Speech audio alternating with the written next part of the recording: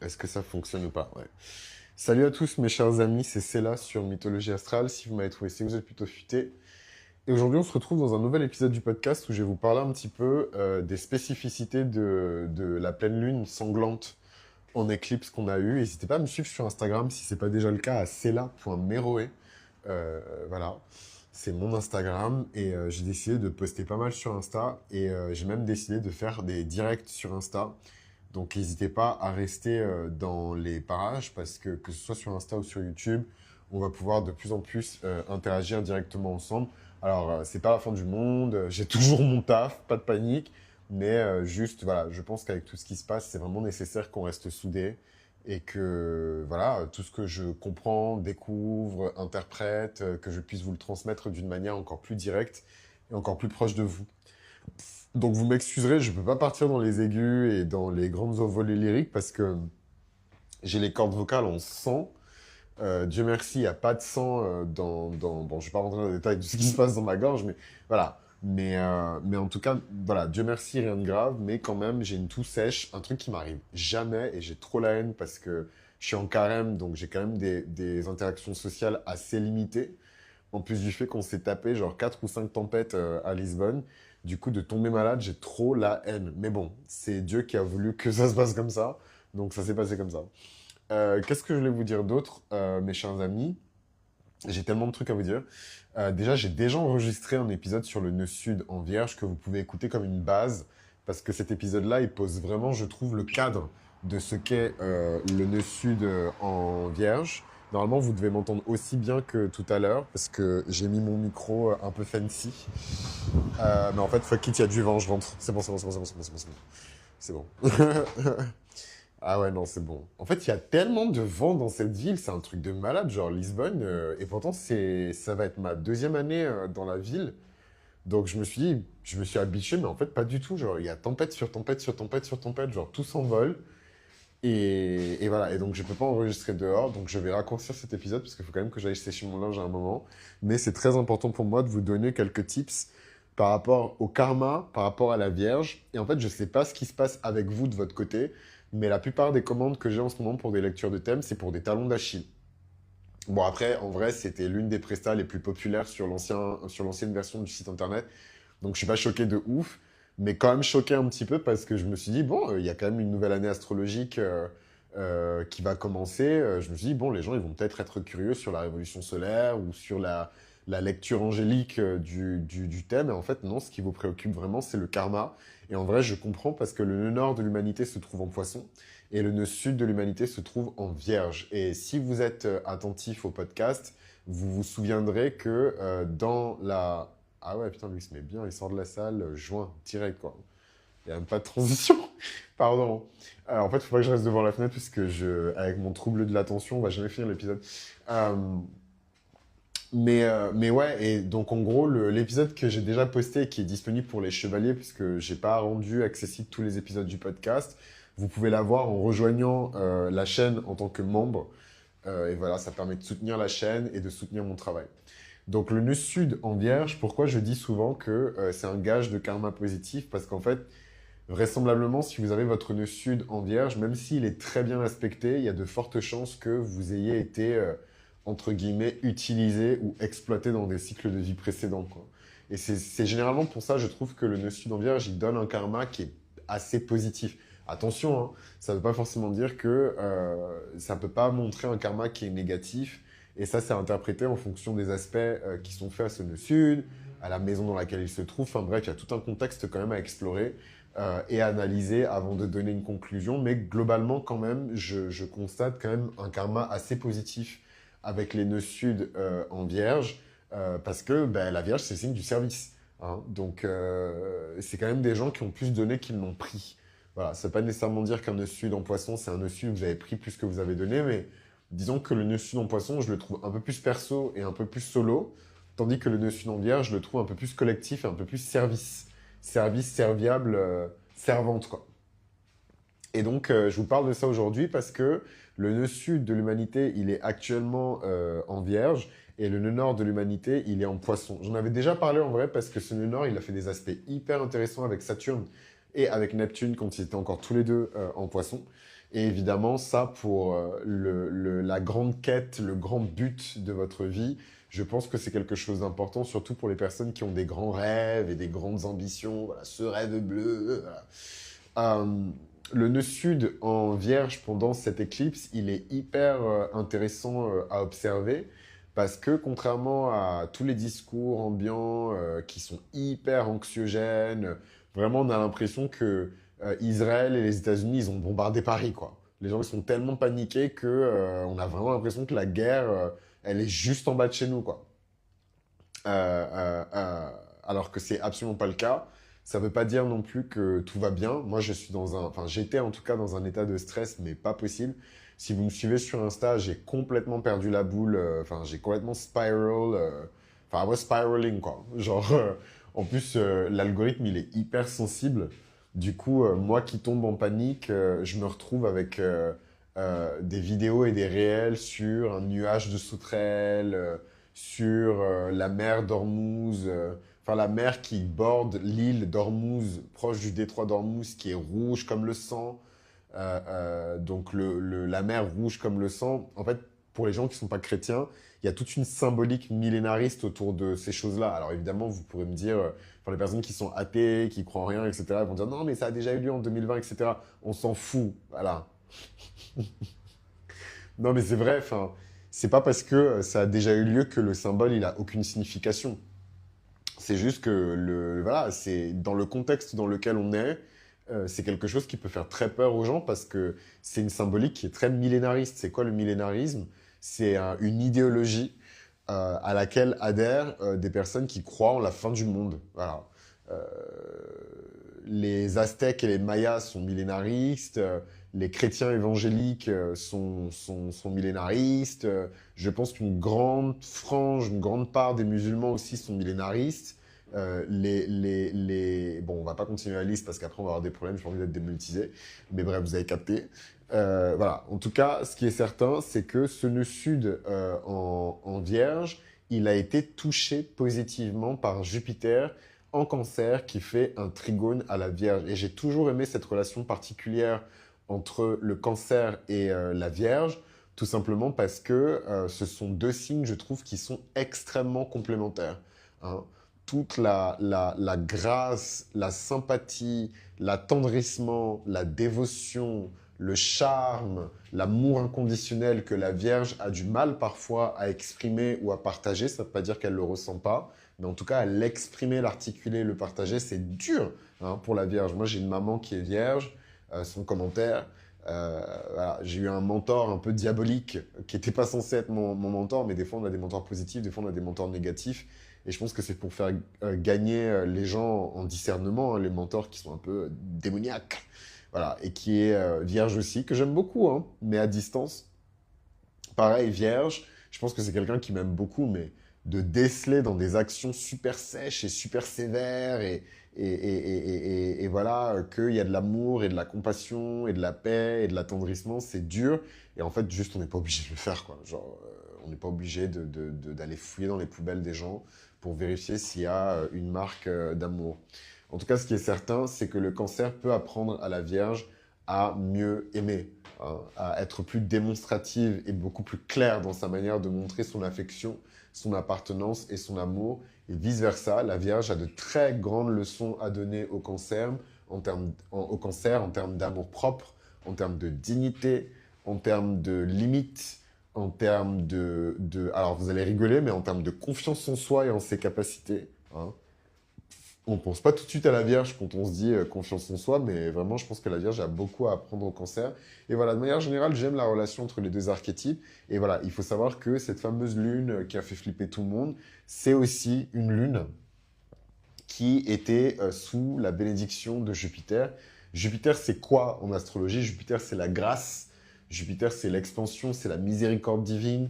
Donc en fait, c'est vraiment ce truc, je vous disais sur Instagram, qu'on vit des temps où l'esprit va gagner en fait sur le corps, l'invisible qui va gagner sur le visible, et surtout écraser en fait la matière, quoi. Euh, donc ce serait caricaturé de dire que la matière c'est seulement Saturne, mais souvent on oppose Jupiter et Saturne sur ce terrain-là, parce que c'est plus facile ensuite à expliquer, quoi. En tout cas, ce qui est certain, c'est que cette pleine lune, c'est pas une pleine lune qui est de mauvais augure ou qui a un mauvais présage, sauf pour les personnes qui ont peut-être persisté dans des schémas et dans des plans qui ne sont pas bons pour eux.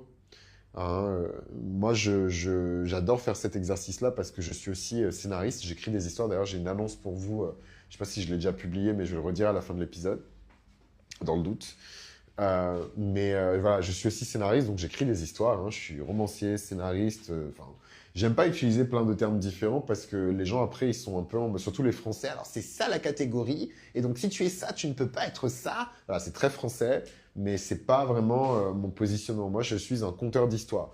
Donc que ce soit les textes que j'écris dans l'onglet communauté de ma chaîne YouTube, ou dans mon podcast, ou sur Patreon, ou dans mes livres, dans mes romans, dans mes articles, parce que j'ai quand même commencé sur Internet en tant que blogueur, je suis toujours en train de raconter des histoires. Hein, d'ailleurs, c'est aussi de là que vient mon obsession pour la mythologie, pour l'histoire ancienne, c'est que les histoires, elles sont riches, elles sont belles et elles sont divertissantes.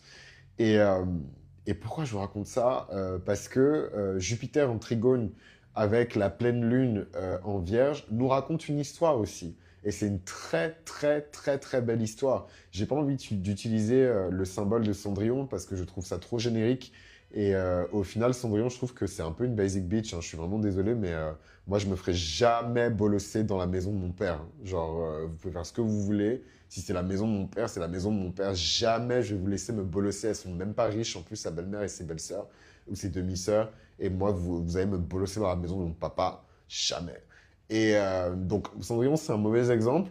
Mais voilà, on peut prendre cet exemple archétypal de la Vierge qui a pas beaucoup de chance, qui est complètement stressée, qui est complètement empoisonnée par le stress et l'agitation de son environnement proche et qui est miraculeusement sauvée par Jupiter en cancer qui a l'énergie nécessaire pour pouvoir faire disparaître certains des obstacles et certaines des restrictions qui sont imposées en fait à la Vierge, quoi. Et ça, je trouve ça trop beau. Je trouve ça trop beau. C'est quelque chose qui est raconté dans beaucoup de religions et dans beaucoup de spiritualités. Et je trouve ça extrêmement beau. Et c'est l'une des raisons pour lesquelles je voulais faire cet épisode. Donc voilà, déstresser. C'est bien beau de dire, voilà, Scorpion, Scorpion, Plutonien, Plutonien, Plutonien. Maintenant que c'est vraiment la merde, voilà, c'est là qu'on va vraiment voir qui a des nerfs d'acier, qui est vraiment scorpionique et qui faisait semblant juste pour Instagram. Voilà. Quand c'est vraiment la guerre, c'est là qu'on se rend compte qui a les nerfs solides et qui veut juste paniquer. Je vous dis ça alors que j'ai complètement spiral sur Insta, mais j'ai pas spiral en mode panique, j'ai peur, j'ai plus spiral en mode colère, si je peux être honnête et transparent. Beaucoup de colère, beaucoup d'indignation. J'aime pas la guerre, vous me direz, personne n'aime la guerre. Euh, mais voilà, il y a quand même beaucoup de gens qui aiment la guerre parce que sinon on n'aurait pas autant de guerres. C'est que ça profite bien à certaines personnes. Et il y a beaucoup de gens à qui ça arrange bien qu'il y ait des conflits parce que voilà, ils aiment leurs iPhones, ils aiment que toutes ces matières premières elles soient peu chères, ils veulent pas payer trop cher l'électricité, ça veut pas payer trop cher le gaz, ça va pas payer trop cher l'essence, etc. Mais bon, ça a un prix quoi. Et je pense que ce genre de réalisations, elles vont nous arriver droit dans la tronche et on pourra plus faire semblant de ne pas voir ou de ne pas comprendre ou de ne pas savoir.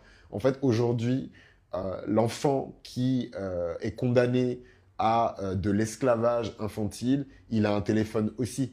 Hein. Donc, qu'il soit vietnamien, chinois, de la campagne, ou cambodgien, ou whatever, lui aussi, il a un téléphone, lui aussi, il a un blog, et qui sait peut-être que lui aussi, il est sur Internet. Donc, on ne peut pas éternellement fermer les yeux sur ces éléments-là.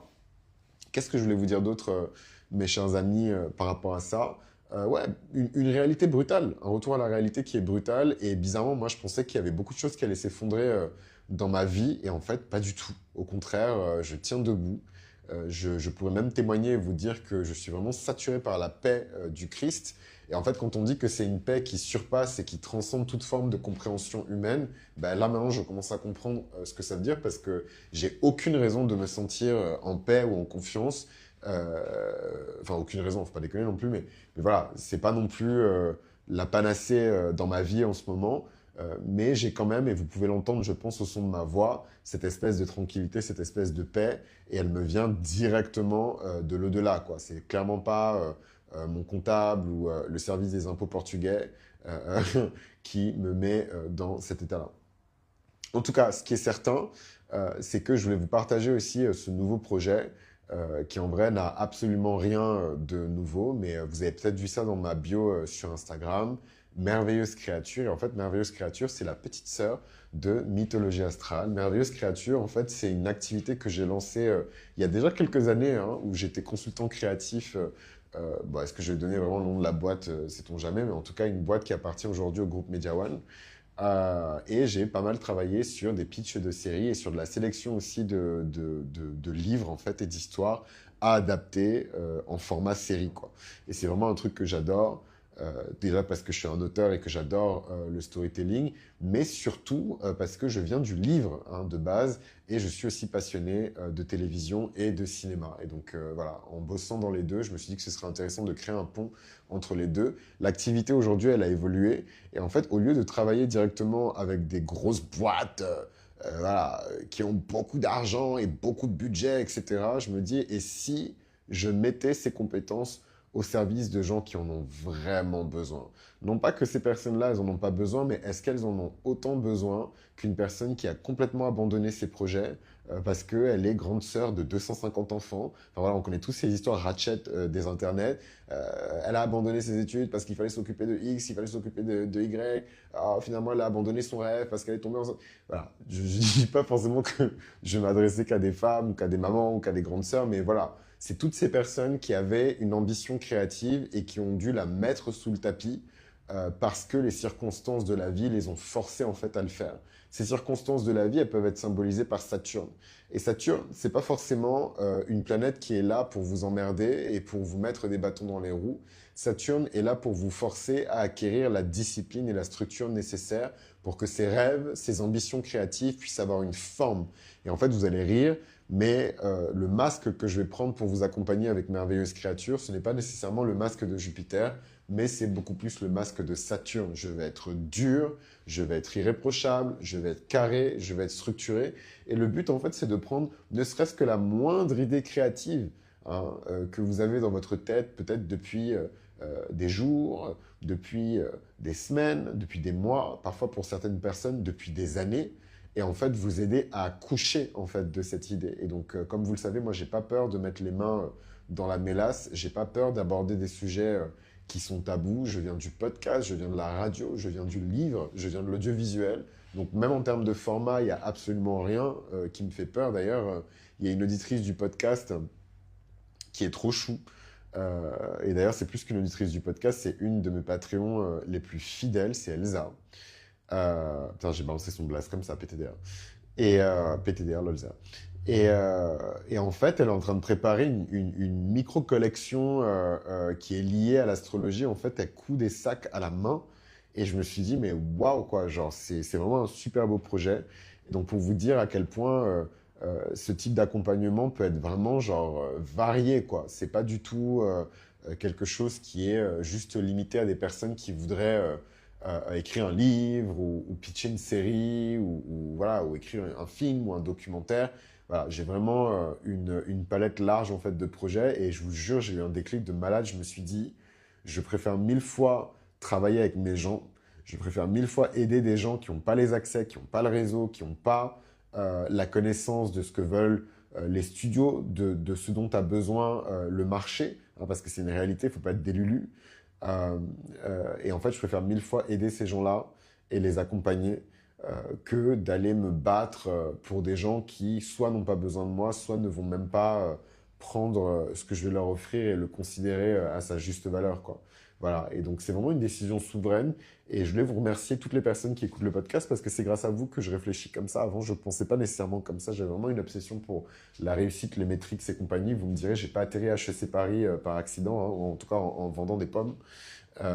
C'est quand même que j'avais les idées et le mindset orienté d'une certaine manière, quoi. Voilà, voilou. En tout cas, tout ça pour dire que c'est une sublime énergie, cette pleine lune sanglante en vierge et en éclipse, parce qu'elle a complètement nettoyé des années, voire même des siècles, hein, si on parle d'incarnation et de réincarnation et compagnie, d'accumulation de stress, de surexploitation. Voilà, vraiment des personnes qui ont tenu la porte pour tout le monde en oubliant qu'ils étaient là pour traverser la pièce et eux aussi passer de l'autre côté, quoi. Et en fait, ils sont toujours à la porte, en train de tenir la porte, et tant que tout le monde ne sera pas rentré, eux-mêmes, ils ne vont pas rentrer, sauf que Coco, à un moment donné, il est temps de se lancer. Et vous verrez que sur Insta, on va vachement échanger ensemble parce que j'ai enfin décidé de me remettre à faire des posts en fait sur Insta, ce qui est hyper chronophage. Franchement, je vous dis cash, ça me dégoûte. Et s'il y a une personne qui est chaude pour faire les posts à ma place, moi je peux les concevoir, mais juste les publier. Et, voilà, je suis hyper preneur. Envoyez-moi un mail à chris@mythologieastrale.com. Mais voilà, j'essaie de faire de mon mieux. Je reçois des retours qui sont assez positifs, donc je vais essayer de continuer dans cette direction-là, mais je vous cache pas que je préfère mille fois enregistrer des épisodes du podcast, quoi.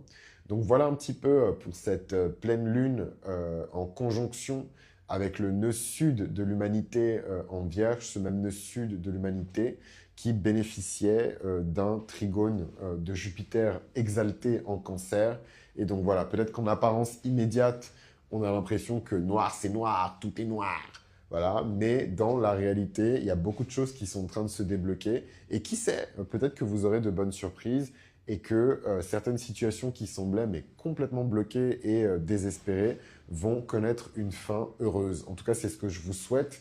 Pour les personnes qui veulent nous accompagner avec les Patreons dans le désert, n'hésitez vraiment pas à rejoindre Patreon. Tout se passe là-bas, hein. Même mon horoscope de la pleine lune, il était posté sur Patreon depuis un moment. Donc voilà, n'hésitez vraiment pas à nous rejoindre sur Patreon. Et puis moi, ça me permet aussi comment dirais-je, euh, en tout cas, ça vous permet de soutenir mon travail et de m'aider à ne pas finir à la rue, I guess. En tout cas, merci de m'avoir écouté jusque-là. On se retrouve très rapidement dans le prochain épisode du podcast. On va parler du bonus de la série sur les anges. On va parler des heures miroirs. Et en fait, au-delà de dire, voilà, il est 1h01, c'est le moment de vous sortir les doigts du huc, etc. Mais plutôt vous dire, voilà, il est 1h01. Quelle est la nature de l'ange qui se cache derrière cette heure miroir et qu'est-ce qu'il essaie en fait de vous dire, hein? C'est un peu facile de juste se dire que voilà, il est 2h02, ah, c'est le moment de se mettre en couple, etc. C'est beaucoup plus complexe que ça et j'ai vraiment hâte de décortiquer tout ça avec vous. À très vite, mes chers amis.